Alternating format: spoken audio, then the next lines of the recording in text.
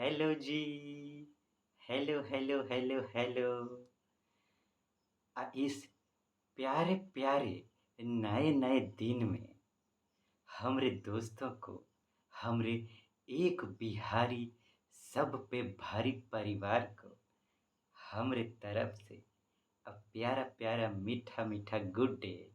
हम जो है ना एकदम दिल से विश करेंगे आज कि करते हैं, करेंगे क्या करते हैं कि आज का जो आपका दिन हो ना एकदम गुले गुलजार, अब मौसम बहार एकदम शानदार शानदार बीते, है कि नहीं। आज आप कछु नया सीखें, कछु नया करें, आरो और का कहें। हाँ, कुछ नया नया अच्छा चीज़ आपके साथ हो, एक नया ऊर्जा मिले आपको, आप और आगे बढ़ें। हमरे टाइगर टाइग्रेस, हमरे दुर्गा काली करण अर्जुन कहते हैं, कौन कहते हैं, श्री कृष्ण और श्री राम कहते हैं कि मित्रता का जो रिश्ता होता है ना, वो दुनिया में सबसे बड़ा रिश्ता होता है, सबसे खूबसूरत रिश्ता होता है। अगर सच्चा मित्र मिल जाए तो ऐसा श्री राम और श्री कृष्ण कहते हैं। श्री कृष्ण क्या कहते हैं मित्रता के बारे में? कहते हैं कि सच्चा मित्र वो जो भले सुख में आपके साथ ना हो, लेकिन दुख में वो आपके साथ खड़ा हो। आज श्री राम का कहते हैं, श्री राम जब सुग्रीव से मिले थे, अगर आप रामायण देखे हों तो जब सुग्रीव से मिले थे तो सुग्रीव को वचन दिए थे कि आज से हम तुम्हारे मित्र हैं। अब बोले थे कि हम रघुवंशियों को जो है ना, हमारा मान मर्यादा वचन प्राणों से भी प्यारा होता है, लेकिन अगर अपने मित्र के लिए, तुम्हारे लिए हमको इस सब का त्याग भी करना पड़ा, सोचिए राम कह रहे हैं हम मर्यादा का त्याग कर देंगे, बोलते हैं करना पड़ा तो वो भी हम कर देंगे, हमको नरक भोगना पड़ा तो भोगेंगे, लेकिन अपने मित्र को दिया हुआ वचन निभा के रहेंगे। हम भी ऐसा ही कछु मानते हैं, ऐसा ही मानते हैं। अब हम भी मित्र बन गए हैं, हम लोग मित्र बन गए हैं, तो उनको साक्षी मानते हुए, श्री राम और श्री कृष्ण को साक्षी मानते हुए, वो लोग हमारे दिल में बसे हुए हैं। बचपन से हम रामायण महाभारत देखते आ रहे हैं, तो एक अलग सा लगाव है, क्या कहें। जितना हम उनको नहीं मानते हैं, उससे ज़्यादा वो दोनों हमको मानते हैं। कभी सुनाएंगे हम लोग कहानी आपको। उनको साक्षी मानते हुए हम सोच रहे हैं हम भी जो आप हमारे मित्र हैं, उनको वचन दिया जाए अपने तरफ से। तो हमारे तरफ से ही वचन रहा आपको कि आप कोनो भी परिस्थिति में काहे नहीं हो, चाहे आप एग्ज़ाम को लेके टेंशन में हो, लाइफ को लेके टेंशन में हो कि एग्ज़ाम नहीं हो पा रहा है, लाइफ में रिश्ता ठीक से नहीं निभ पा रहा है, चाहे कोई ऐसा परिस्थिति जीवन में आपके आ जाए कि अब तो लगता है कि अब जीना दुश्वार है, कोई ना हो आपके ज़िंदगी में, आप समझिएगा कि हम आपके हैं। आप हम तक पहुँचने का ट्राई कीजिएगा, हम आपका साथ निभाएँगे हमेशा, छोड़ेंगे नहीं। और हमारा जो ये परिवार का सफ़र है, ये शुरू हुआ है और हमेशा चलता रहेगा, रुकेगा नहीं।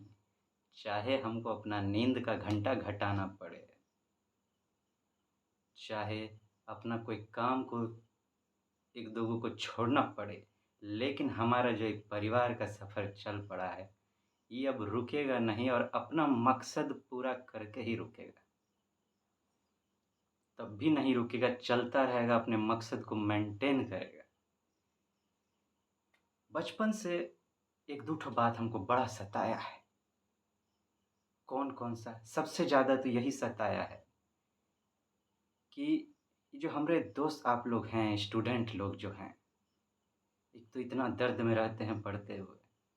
बड़ा दुःख होता है सुन के कि जब सुसाइड सुनते हैं कर लेते हैं, डिप्रेशन में चले जाते हैं, एग्ज़ाम नहीं निकलता है तो सोच के पता नहीं क्या-क्या कर लेते हैं।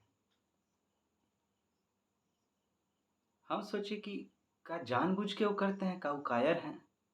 नहीं, कायर नहीं हैं, लेकिन उनको कोई समझता नहीं है। ज़बरदस्ती उन पर प्रेशर क्रिएट करता है। कभी उनसे बैठ के 4 बात पूछता नहीं कि काहे तुम ये टेंशन में? हम वो दर्द समझते हैं। ये चीज़ हमको सताया है। दूसरा, हमारी जो बहन सब हैं, उनके साथ बहुत गलत व्यवहार होता है। एक तो चलिए दुनिया का तो बात जो है सो है ही है। ऊ उसके बाद कहीं भेदभाव, उसके बाद बिहा करके अगर ससुराल चली जाए तो वहाँ उनका बुरा हाल कर दिया जाता है। ये चीज़ भी हमको बहुत सताया है कि इतना त्याग का वो लोग मूर्ति हैं, सैक्रिफ़ाइस करते हैं, लेकिन सम्मान उन लोग का ठीक से नहीं होता। ये भी चीज़ हमको बहुत सताया है। और क्या सताया है, और जो है, ये जो हमरे बिहार का जो सब बदनामी करता है, अंट-शंट बोल के, बिहार को शिक्षा की कमी की वजह से जो है इतना बुरा बोला जाता है अलग-अलग मंच पर। खुलेआम बोला जाता है, कोई कुछ नहीं कहता है। इसको भी बंद होना होगा। ये भी हमसे बर्दाश्त अब नहीं होता है। कोई नहीं, जिसको जो बोलना है बोले। ये 3 चीज़ हमरे ज़हन में बड़ा दिल के गहराई में उतर के बैठा हुआ है कि का किया जाए कछु। ऐसा बहुत मकसद है जिसमें मेन ये 3 है, जो एक अंदर से आग बन के निकल रहा है, जिसका जिसका एक शुरुआत आप इस परिवार के शुरुआत के रूप में देखें।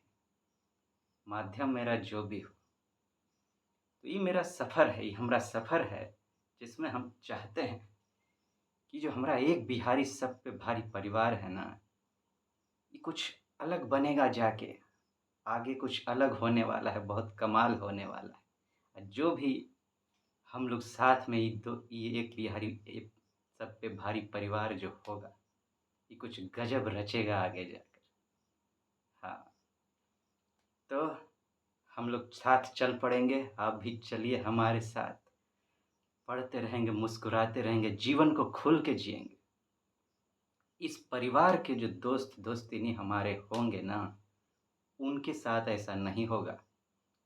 ना हम उनको सुसाइड करने देंगे, ना डिप्रेशन में जाने देंगे, ना हमारी जो बहन लोग होंगी, किसी भी स्थिति में हो, आगे आने वाले समय में जब ये परिवार सशक्त बन जाएगा, तो वो चाहे अपना घर में हो, चाहे ससुराल में।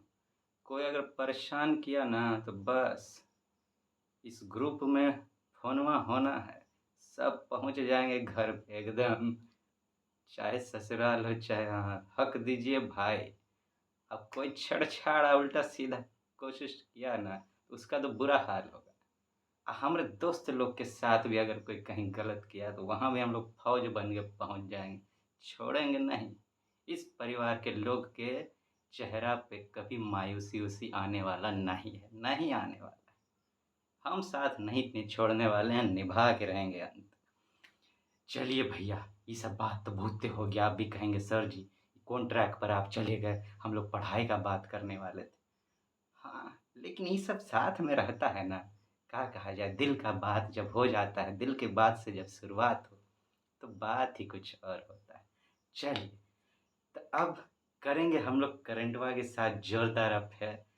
उसके पहले शुरू होता हो जाए थोड़ा स्माइल मुस्की कड़ोड़िया हम लोग का। चलिए कछु सुनाते हैं आपको, सुनिए ज़बरदस्त। का सुनाए हो दादा, का सुनाए हो दादा, का सुनाए हो दादा। हाँ, चलिए सूझ गया। 2 ठो दिमाग में कौन-सा सुनाएँ? हाँ, चलिए सुनाते हैं। आप तो जानबे करते हैं, आजकल का लड़का-लड़की सब फैशनेबल सब छोटका-छोटका सब, छोटके-छोटके में हो जाता है एकदम पता नहीं का। एक बार एक ठो छोकरा गया एगो लड़की के पास में। हुआ क्या कि एक ठो लड़की थी, उसको देख के मुस्कुरा दी। ये सब बड़ा कन्फ्यूजन में रहता है। पहले तो ये पता नहीं चलता है कि वो तुमको देख के मुस्कुराई है कि तुम्हारे ऊपर हंस रही है। ये दोनों में बड़ा कन्फ्यूजन होता है। लेकिन मानेगा छोड़वा सब वही कि हमको देखिए के मुस्कुराई है, हमरे ऊपर नहीं हंस रही। गया हंसी देख के पहुंच गया, इहो मुस्की दे रहा है, उधरों से मुस्की आ रहा है। का हो का की बात है, मुस्की दे छू। हाँ, वो का है ना, सुनो ना। हाँ तो दे तो रहे थे, हमको जरा घर छोड़ दो ना। उससे पहले कुछ डिनर सिनर हो जाता तो बड़ा बढ़िया रहता। बहुत भूख लगा है, कराओगे का? अब वो तो अलगे फिराक में सोच रहा है। हाँ हाँ, काहे नहीं? लेके गई एगो होटलवा में, 5-6 हज़ार का बिल बनवा दी, खा पी के पता नहीं का खाए। उसके बाद घर के पास पहुँच के उतर गई। कहती है, थैंक यू भैया जी, आपका उपकार हम जीवन भर नहीं भूलेंगे। कह के आप भाग ली वहाँ से। आगे उस छोकरा का हुआ होगा, ये बयां करने का हिम्मत हमरे में नहीं। आप लोग सोचते रहिए। आइए अब कछु बढ़िया बढ़िया पढ़ के हम लोग शुरू हो जाते हैं। देखिए क्या लिखे हम आपके लिए। सबके लबों पर एक दिन तेरा ही नाम होगा। सबके लबों पर एक दिन तेरा ही नाम होगा।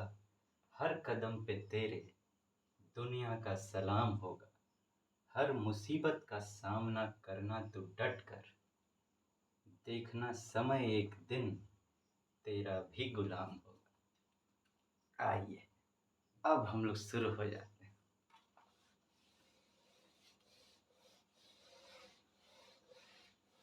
हमसे अगर कोई पूछे कि प्रणव, आप समय को गुलाम बनाना चाहेंगे या मित्र बनाना चाहेंगे, हमको तो यही पसंद है कि हम समय को अपना मित्र बनाएं, ताकि समय से हम बातचीत करते रहें। दुख सुख गुलाम बनाएंगे तो उस तरह का बातचीत नहीं हो पाएगा। हम तो हमेशा से गुलामी फुलामी में हमको कोई इंटरेस्ट नहीं। लेकिन बहुत को होता है भाई कि हमारे कंट्रोल में रहे। उससे बेहतर हम मानते हैं जो भी आपका प्रॉब्लम है ना, उसको आप अपना मित्र बना लीजिए। जो भी है, देखिए जादू क्या होता है। चलिए करते हैं करंटवा के साथ। अब फिर पहला जो आज का टॉपिक है, बड़ा इंपॉर्टेंट टॉपिक है। इस पर हर साल प्रीलिम्स में हो चाहे मेंस में हो, एक आध ठो क्वेश्चन आ जाता है किसी ना किसी तरीका से। टॉपिक का है भैया,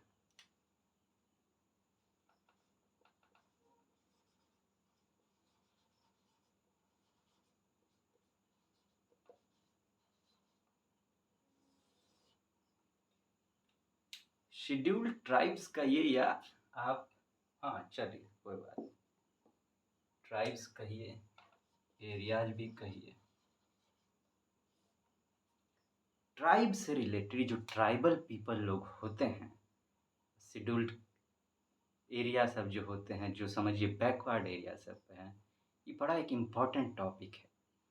किसमें आप GS1 देखिए, आपका सोसाइटी, उसमें GS2 देखिए, उसमें भी सोसाइटी का पोर्शन है, पॉलिटी का पोर्शन है उसमें।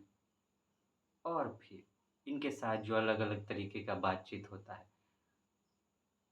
का ये मतलब पिछड़े लोग हैं, इनके साथ जाति हुआ है, इनको मतलब हिस्ट्री में भी इनका चर्चा है, ट्राइबल रिवॉल्ट हुआ है हिस्ट्री में। फिर आपका ये एथिक्स से भी जुड़ जाता है, तो अलग अलग बात है, इकोनॉमी से भी जुड़ा हुआ है। इसको चाहे तो आप सबके तरफ से देखा जा सकता है, लेकिन हम लोग इसको मेन एंगल में लेके बात करेंगे, जो इसका मेन है कि ट्राइब है क्या ओवरऑल पॉलिटी के पॉइंट ऑफ व्यू से, क्योंकि उसका ये मेन टॉपिक उसमें लिखा हुआ है। तो उस पॉइंट ऑफ व्यू से हम लोग बात करेंगे, ठीक है। सबसे पहले कुछ जरूरी फैक्ट्स है। इंडिया में अगर देखें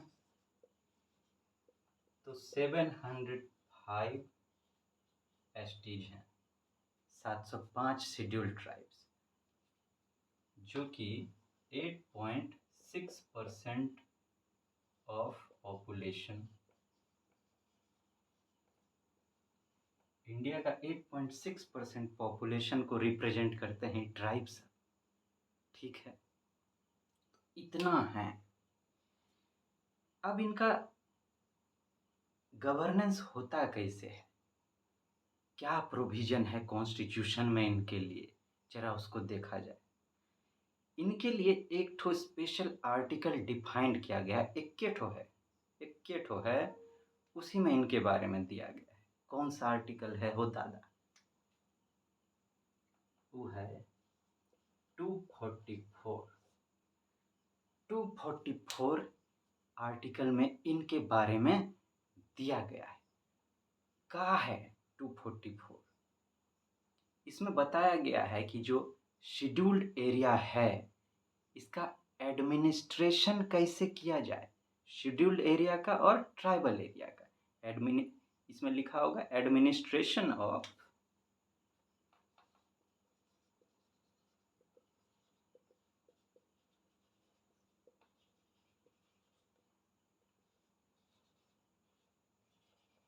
शेड्यूल्ड एंड ट्राइबल एरिया। इसका एडमिनिस्ट्रेशन किया कैसे जाए, इसमें भी दो ठो सब क्लॉज है। एक है 244(1), एक तो है 244(2). ध्यान से सुनिएगा, 244(1) का है, इसमें है कि आपका जो फिफ्थ शेड्यूल है, ठीक है, तो कहता है कि जो 244(1) है, it provides for application of fifth schedule में जो प्रोविजन सब किया गया है, application of fifth schedule provisions, ठीक है, to the scheduled areas of any state, जहाँ पे भी शेड्यूल्ड एरिया होगा, scheduled area of any state other than Assam, Meghalaya, Tripura और मिजोरम। आसाम, मेघालय, त्रिपुरा, मिजोरम को छोड़कर बाकी जितना स्टेट में जिसमें शेड्यूल्ड एरिया है, उसमें फिफ्थ शेड्यूल में जो प्रोविजन किया गया है उसको अप्लाई किया जाएगा 244(1) के अंतर्गत। और ई का है, अभी हम 4 गो का नाम लिए, उसमें जो सिक्स्थ शेड्यूल का जो प्रोविजन सब है उसका अप्लाई करने का जो प्रोविजन है वो इसमें दिया गया है। कौन कौन में? अभी बोले आसाम है, उसके नीचे जस्ट मेघालय, फिर त्रिपुरा, मिजोरम।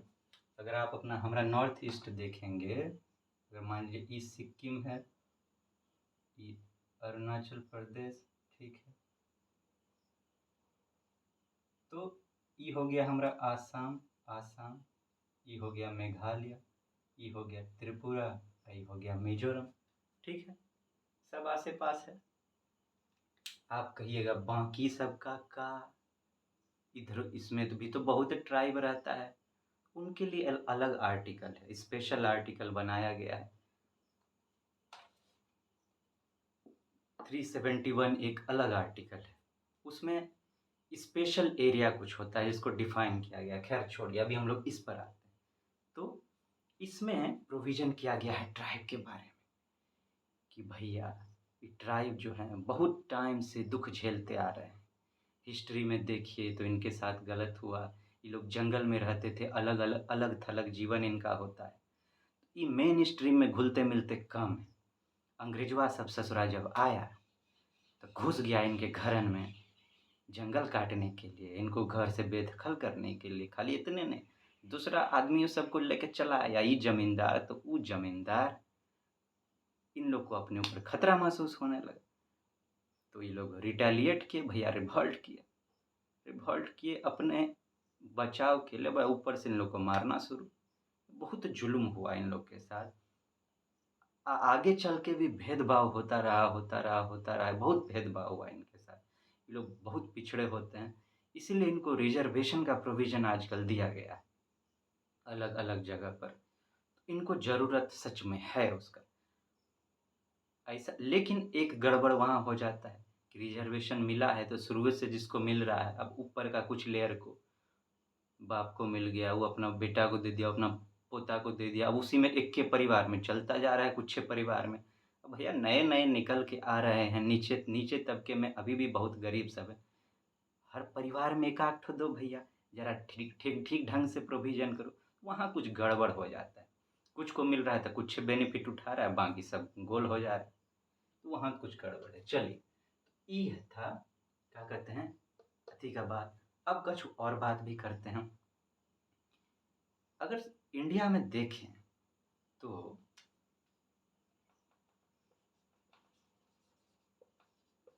11.6% जो एरिया है, ये शेड्यूल्ड एरिया है।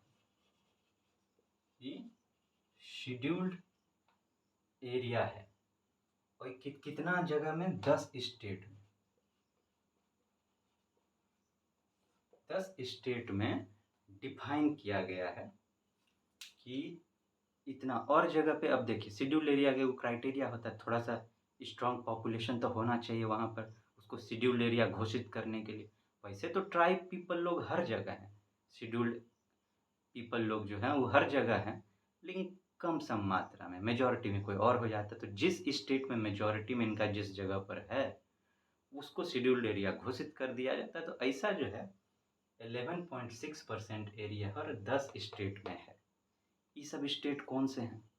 आप अक्सर सुनते होंगे छत्तीसगढ़ में नक्सली हमला हो गया, छत्तीसगढ़ का नाम आता रहता है कि जंगल में रहते हैं वो लोग करते रहते हैं।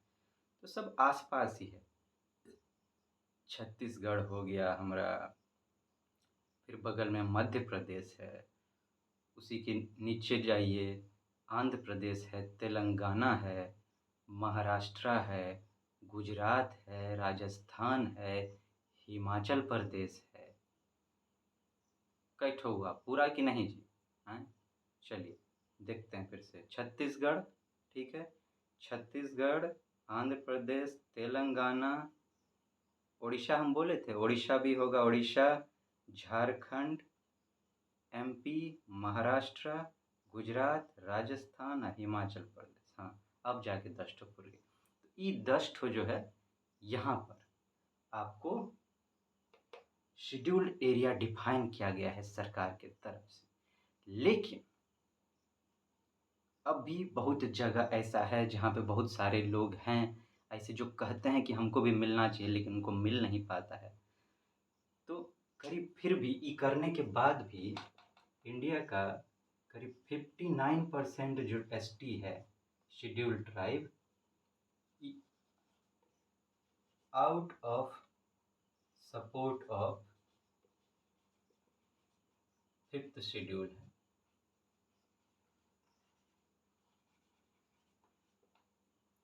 कि सोचिए 59% अभी बाहरे हैं जिनको कि ये लोग डिमांड करते हैं कि इस एरिया को भी शेड्यूल्ड एरिया घोषित कर दिया जाए, लेकिन सरकार का अपना क्राइटेरिया उसमें फिट नहीं बैठता है तो नहीं किया जा रहा है। इस वजह से करीब 59 जो हमारे परसेंट जो हमारे शेड्यूल्ड ट्राइब हैं, इनको 5th शेड्यूल का जो है प्रॉफिट नहीं मिल पा रहा है।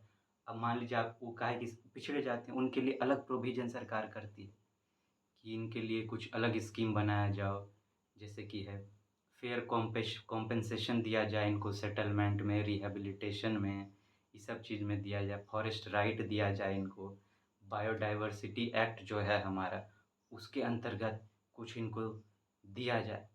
तो अब एक दो ठो ज़रा उस एक्ट का बात करें जिसके अंतर्गत शेड्यूल्ड एरिया का ट्राइब लोग जो हैं इनको बेनिफिट दिया जाता है, ठीक है।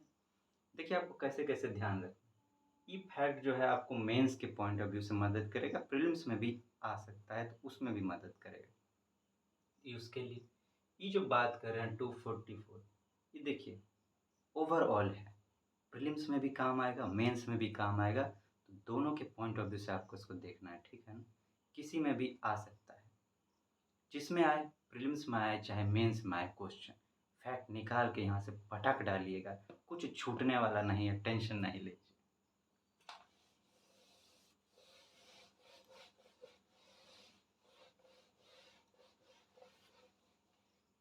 एक बार मेंस में क्वेश्चन पूछा था यूपीएससी की, 2 ठो कोई ऐसा कानून बताओ जिसमें कि शेड्यूल जो ट्राइब लोग हैं उनको दिया जाता है फेवर से।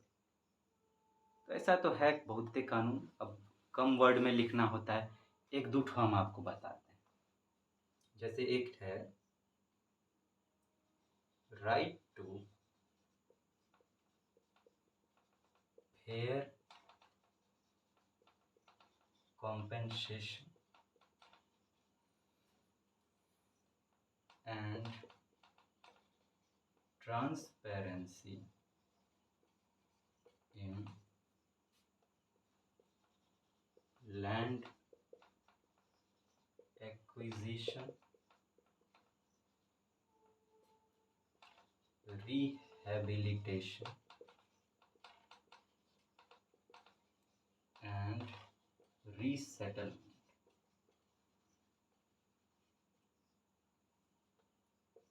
Act 2013 and Biological Diversity Act 2002। ये वो सब एक्ट है, जैसे अभी हम बोले कि 59% को नहीं मिल पाता है बेनिफिट, जिनको मिल रहा है वो उनको इन सब कानून के अंतर्गत बेनिफिट मिल रहा है और कुछ को नहीं मिल पाता है। देखिए, इतना बड़ा नाम देख के टेंशन में नहीं आइएगा, समझने का ट्राई कीजिए, बहुत आसान है। क्या कह रहा है, अब मान लीजिए आप ट्राइब का जगह हथिया लिए, मतलब उनके साथ गलत किए, तो आपको उनको कंपेंसेशन देना चाहिए ना, आपको उनको, तो बस इतना ध्यान रखिए कि अगर आप ट्राइब के साथ गलत किए तो आपको क्या क्या करना पड़ेगा। अगर आप उनको उनके जगह से हटा दिए, उनका जगह ले लिए, तो पहला कॉम्पेंसेशन देंगे, तो राइट टू फेयर कॉम्पेंसेशन। ठीक, अब जो आप कर रहे हैं वो खुल्लम खुल्ला होना चाहिए, जो बोले हैं वही कीजिएगा, झूठ नहीं बोलिएगा। तब ट्रांसपेरेंसी, साफ एकदम दिखना चाहिए आर पार। इन किसमें, लैंड एक्विजिशन, आप उनका ज़मीन लिए तो अब उनको दूसरे जगह पे बसाइएगा ना, तो रिहैबिलिटेशन, उनको दूसरी जगह पे ले गए, अब उनका घर लिए, तोड़ दिए तो उनका नया घर बनाइए, तो एंड रीसेटलमेंट एक्ट 2013। तो बस समझ पर बनाना, आराम से याद रहेगा। और दूसरा बायोलॉजिकल डाइवर्सिटी एक्ट 2002 का है। अरे वो जंगल में रहते हैं, जंगल से अपना पेट भरते हैं, वहाँ से लकड़ी काटते हैं, जानवरन लोग के साथ रहते हैं, उन पर उनका हक है, वो ले लिए, तो बायोडाइवर्सिटी पर उनका हक हुआ ना। बायोडाइवर्सिटी तो यही सब हुआ, जंगल, पशु पक्षी, तो बायोलॉजिकल डाइवर्सिटी एक्ट 2002 के अंतर्गत उनको मिला। ठीक है ना, ये 2 ठो कानून है जिसके अंतर्गत उनको कॉम्पेंसेशन मिलता है।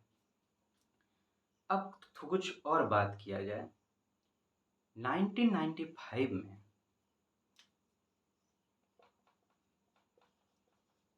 तो कमेटी बना था, भूरिया कमेटी, भूरिया कमेटी। इससे प्रोविजन मांगा गया था कि जो हमारा पंचायत वाला सिस्टम है, बताओ कि इसको जो है शेड्यूल्ड एरिया सब में है जो है, इसमें लागू किया जाए कि नहीं किया जाए, कैसे किया जाए, इसके बारे में रिकमेंडेशन बताने के लिए इस भूरिया कमेटी को अपॉइंट किया गया था 1995 में। वो अपना प्रोविज़न दी, उस पर बातचीत हुआ। उसके बाद आप सुनते होंगे वो PESA act, panchayat extension to scheduled areas, मतलब पंचायत एक्सटेंशन, अब जहाँ पे था वहाँ से एक्सटेंशन हो गया, बढ़ गया कहाँ, टू शेड्यूल्ड एरियाज एक्ट। ठीक है, पीसा एक्ट आया, बना, उसका अलग अलग प्रोविज़न है कि उससे क्या हुआ कि पंचायत का जो प्रोविज़न है उसको शेड्यूल एरिया में भी लागू कर दिया गया पेशा एक्ट के तहत। ठीक है, अब जरा गवर्नेंस का बात करें कि जो शेड्यूल एरिया है इसका गवर्नेंस होता क्या है। 5th शेड्यूल जो है वो प्रेसिडेंट को एक्सक्लूसिव एक्सक्लूसिव मतलब कि सिर्फ प्रेसिडेंट ही ऐसा कर सकते हैं, उनको एक्सक्लूसिव अधिकार देती है शेड्यूल्ड एरिया का घोषणा करने का। ठीक है, जरा लिखते हैं इसको।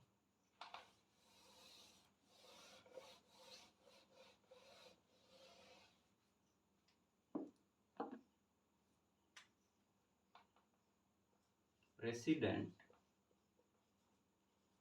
क्या करते हैं, नोटिफाइज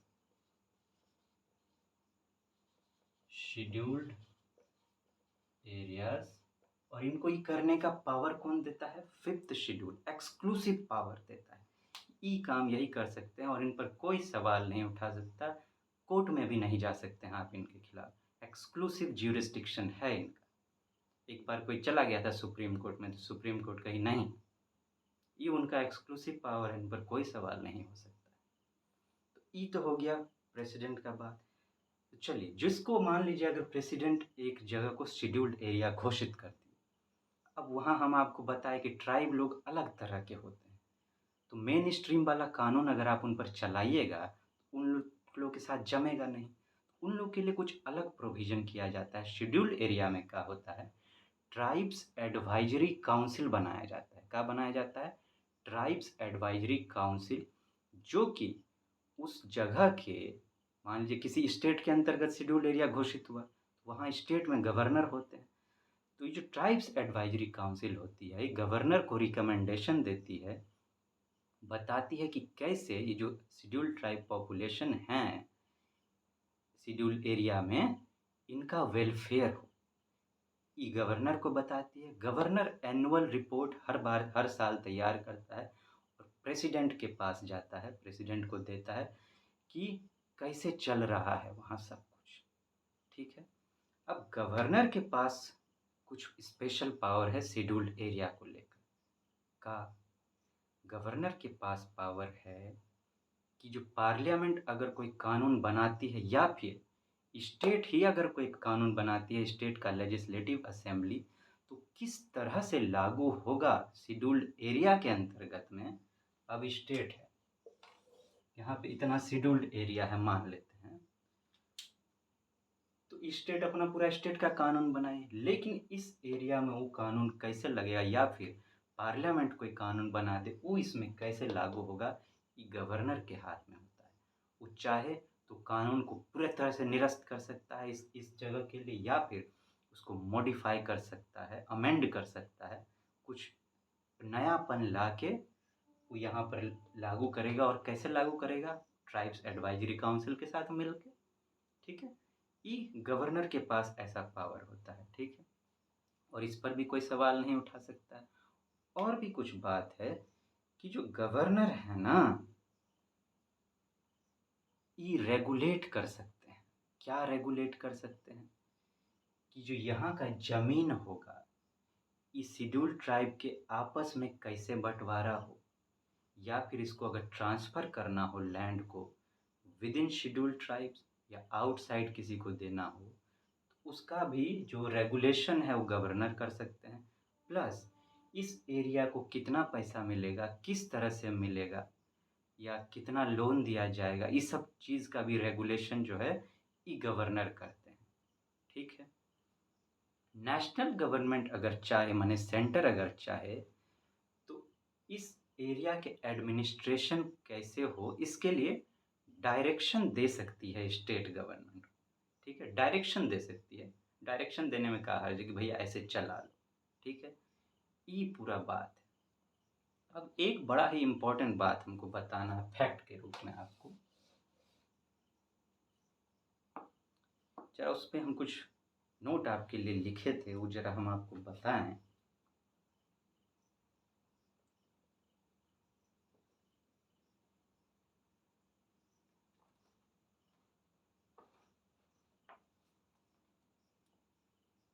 कि अभी देखिए अभी क्या है रियल बात जो है।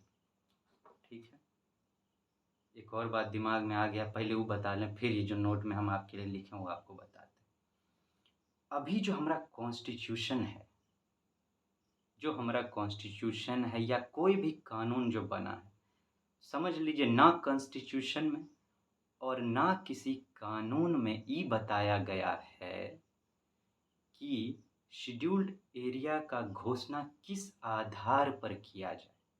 मतलब ऐसा कोई क्राइटेरिया नहीं बताया गया है कि ये जो शेड्यूल्ड ट्राइब होता है या फिर जो शेड्यूल्ड एरिया होता है, कैसे पता करें कि जो एरिया है शेड्यूल्ड एरिया है। होता है ना, मान लीजिए प्रेसिडेंट को हम बोले कि बोलना है कि ये एरिया जो है शेड्यूल्ड एरिया होना चाहिए, किस आधार पर इसको डिक्लेयर करेंगे। तो कॉन्स्टिट्यूशन में इसके बारे में नहीं बताया गया है, ना ही किसी कानून में बताया गया है। अगर प्रीलिम्स में ही पूछे constitution says this for declaring an area as a scheduled area, तो गलत हो जाएगा। कॉन्स्टिट्यूशन नहीं बताता है और कोई कानून भी नहीं बताता है ऐसा, ठीक है।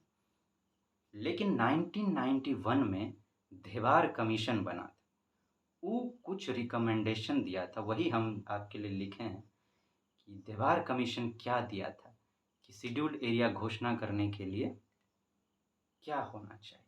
फाइनल कमीशन इस पर है, बड़ा इंपॉर्टेंट कमीशन है ट्राइब को लेकर, इसके बारे में आपको पता होना चाहिए।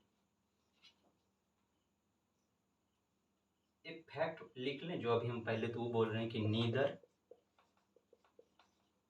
The constitution nor any law provides any criteria to identify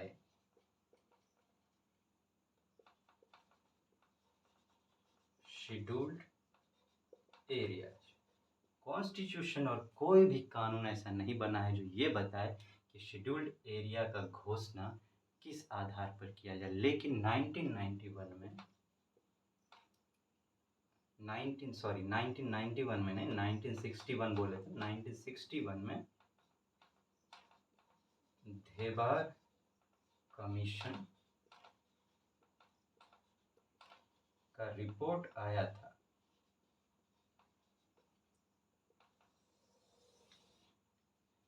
चार गो इम्पोर्टेंट क्राइटेरिया बताए थे जिसके आधार पर किसी जगह को इनसे बोला गया था रिकमेंड करने के लिए। कमीशन इसलिए बनता है, तो चार गो क्राइटेरिया बताए कि इस आधार पर आप घोषित कर सकते हो। क्या है? पहला, प्रीपोंडरेंस, वो यही शब्द दिए थे, आप इसको स्ट्रेंथ भी समझ सकते हैं कि एक जगह पर कितना ट्राइबल पीपल है। Preponderance of tribal population.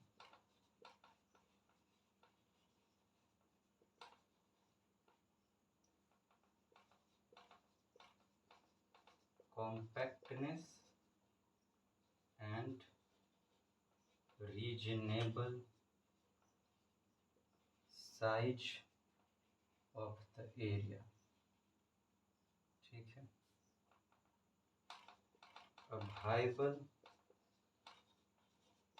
administrative entity such as a district, block or taluk, and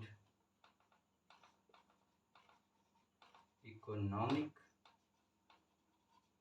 backwardness of the area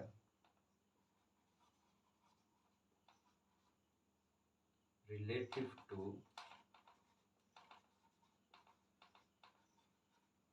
neighboring areas। देखिए, ये चार ठो बताए थे। क्या पहला का कि किस एक जगह पर कितना स्ट्रेंथ है, कितना ट्राइबल पीपल रहते हैं, और कॉम्पैक्टनेस मतलब कितना नज़दीक में है। Compactness and reasonable size of the area, ये जो एरिया है थोड़ा रीजनेबल साइज होना चाहिए उसका, लगे कि हाँ इसको घोषित किया जा सकता है। एक दो ठो घर होगा, उसको थोड़े ना शेड्यूल्ड एरिया घोषित कर देंगे, थोड़ा बड़ा एरिया में होना चाहिए, तो ये कहते हैं रीजनेबल साइज। अ वाइबल एडमिनिस्ट्रेटिव एंटिटी माने कि कम से कम इतना तो हो कि कम से कम वो एक ताल्लुक बना सकें, एक ब्लॉक बना सकें, एक डिस्ट्रिक्ट बना सकें। तो एक यूनिट होगा होंगे कुछ जिनके आधार पे बाउंड्री क्रिएट होता है तो घोषणा करें। अब हैं एक गाँव में 10 घर है तो उसको कैसे करें? तो ये कहता है एक वाइबल एडमिनिस्ट्रेटिव यूनिट होना चाहिए। Economic backwardness of the area relative to neighbouring area, कि आपके जो बगल वाला एरिया है उससे आपका जो इकोनॉमिक स्थिति है, पैसवा का स्थिति है, अर्थ का स्थिति है, अर्थव्यवस्था, वो थोड़ा सा ज़्यादा डमाडोल है, तो इस आधार पर भी किया जा सकता है। ये पूरा जो है शेड्यूल्ड ट्राइब से रिलेटेड बात था। अब किसी भी तरह का क्वेश्चन चाहे प्रीलिम्स में पूछे चाहे मेंस में पूछे, आप यहाँ से फैक्ट निकाल के खींच के पटक सकते हैं। ट्राइब में आपको कोई दिक्कत नहीं होना चाहिए, ठीक है। एक और कानून का बात होता है फॉरेस्ट राइट एक्ट का, ठीक है। फॉरेस्ट राइट एक्ट का उनको मतलब फॉरेस्ट में अधिकार देने देने के लिए, ठीक है। तो वो वही बायोलॉजिकल डाइवर्सिटी एक्ट हम लोग जो बात किए उसी में आ जाता है, ठीक है।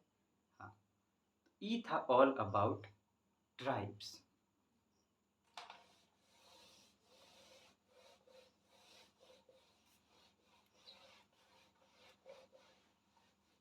दूसरा हमको आपको एक फैक्ट का जानकारी देना था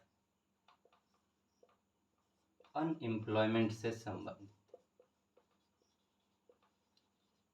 आप जानते हैं आपका जो जीएस पेपर 3 है मेंस का, उसमें एम्प्लॉयमेंट आपके सिलेबस में है।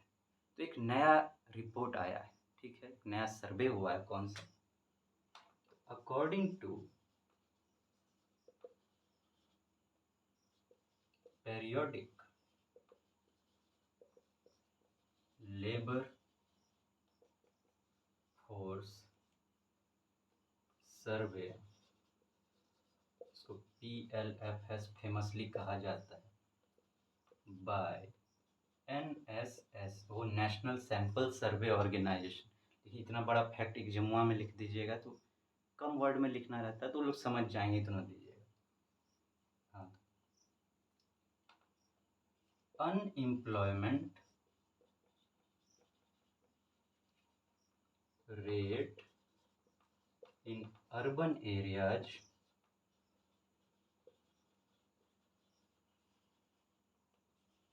has shown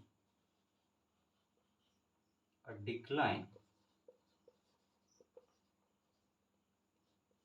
to 6.6% from around 7.8 to 9 to around 9% during pre-pandemic era। Periodic labour force सर्वे जो हुआ है NSSO के द्वारा, उसमें बताया गया कि अर्बन एरिया में जो अनएम्प्लॉयमेंट का स्थिति है उसमें कमी आया है, थोड़ा घटकर हो गया है 6.6%, जो कि पहले जो पेंडेमिक एरा चल रहा था उससे पहले, कोविड के पहले कितना था, 7.8 टू 9% से घट के इतना तो सुधार हुआ है कुछ, ठीक है। एम्प्लॉयमेंट पे अगर कोई फैक्ट आए या फिर क्या कहते हैं पोवर्टी से रिलेटेड कोई फैक्ट आए, देखिए एक फैक्ट का इस्तेमाल एक ही जगह नहीं करना चाहिए, जहाँ भी आप कर सकें वहाँ कीजिए। इकोनॉमिक ग्रोथ का बात आए उसमें कर सकते हैं, पॉवर्टी से संबंधित बात में कर सकते हैं कि ये हुआ है, एम्प्लॉयमेंट में तो कर ही सकते हैं, अलग अलग सरकार का कोई बेहतरी दिखाने के लिए कर सकते हैं, तो ये किया जा सकता है। अर्बन एरिया पर कोई क्वेश्चन आ जाए, अर्बन डेवलपमेंट पर कोई क्वेश्चन आ जाए, वहाँ कर सकते हैं। तो बहुत सारा लोड लेके फैक्ट का नहीं जाना है एग्जाम में, आपको कुछ इम्पोर्टेंट होना चाहिए, उसका अलग अलग इस्तेमाल करना आपको आना चाहिए। खुद जो ज़रूरी हो हम बताते रहेंगे, बस वही, या आप अपने तरफ से भी देखिए, लेकिन जो बहुत ज़रूरी आपको लगे। ज़रूरी क्या होता है, कैसे पता चलेगा? यही इम्पोर्टेंट रिपोर्ट सब, सुप्रीम कोर्ट का कोई जजमेंट हुआ, वो हुआ, कोई स्पेशल बॉडी सबका यूएन का हो गया, डब्ल्यूएचओ हो गया, वर्ल्ड बैंक हो गया, वर्ल्ड इकोनॉमिक फोरम हो गया, अलग अलग जो इम्पोर्टेंट सब बात होता है इसका, या फिर कोई जेन्युइन फैक्ट आपको लगे तो वो भी आप दे सकते हैं। हाँ, तो ये दो आपके लिए इम्पोर्टेंट था आज के पॉइंट ऑफ व्यू से। एक बात हमको और करना था, अब समय बहुत हो गया है लेकिन हम छोड़ना नहीं चाहते हैं उसको भी कर ही लेते हैं। काल करे सो आज कर, आज करे सो अब प्रलय होएगी तो देखा जाएगा। आप थोड़ा कोऑपरेट कीजिएगा, आज 10 मिनट ज़्यादा सुन लीजिएगा, ताकि हम आज का बात कल नहीं छोड़ना चाहते। आप न्यूज़ में सुन रहे होंगे कि जो इजराइल अटैक हुआ है,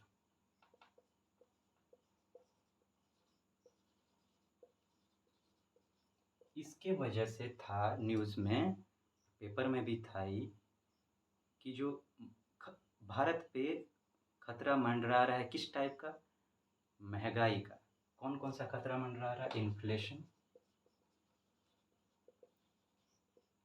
प्रेशर ऑन रूपी, प्रेशर ऑन रूपी,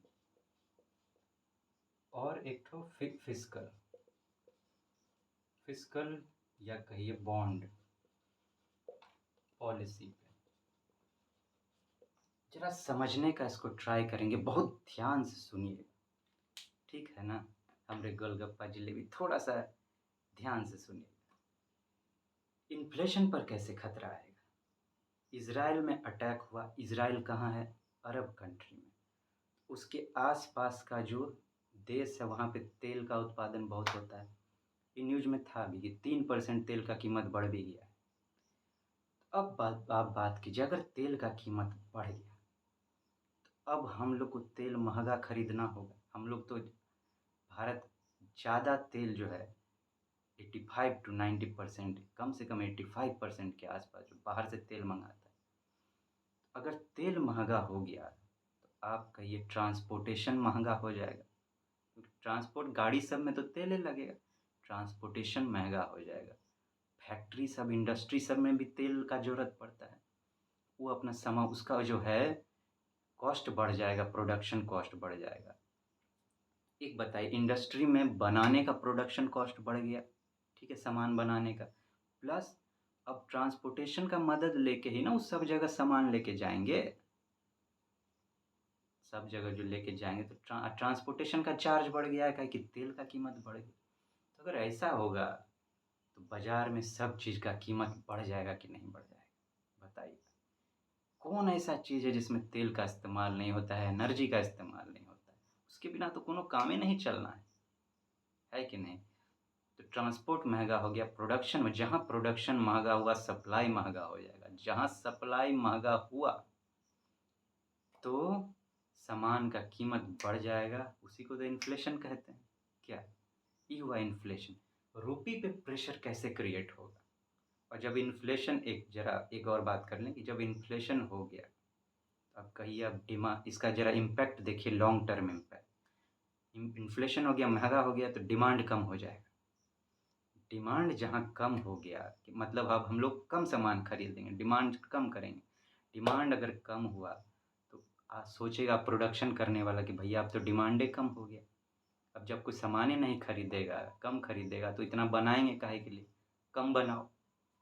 और जब वो सामान कम बनाएगा तो सोचिए कि जो बनाने वाले अपने यहाँ एम्प्लॉयमेंट देते हैं आदमी लोग को, रोज़गार, उसमें कमी आ जाएगा।